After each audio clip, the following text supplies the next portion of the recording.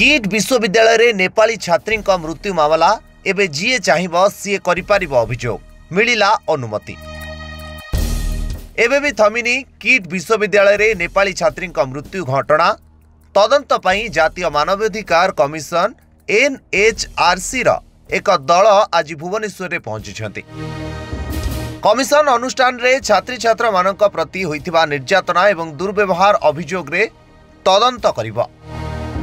NHRC सदस्य प्रियंक कानूनगो कहिसेंती commission kit विवाद सहित जड़ित अनेक अभियोग को गंभीरतार सहित नैछंती। जवाब रे एनएचआरसी पूर्वरु डीजी एवं आईन रजिस्ट्रार को एक विस्तृत तदंत करने को निर्देश दिया जायतिला।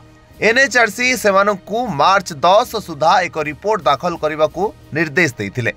अभियोगकारी अभियोग मुताबक किट विश्वविद्यालय नेपाली छात्री प्रकृति लमसाल तांको पुरुष बंधु अद्विक श्रीवास्तव को द्वारा निर्यातनार शिकार होइतिले एवं विश्वविद्यालय अंतर्जातीय संपर्क कार्यालय तांको अभियोग को अणदेखा करितिला, जहा तांको मृत्युर कारण होइतिला।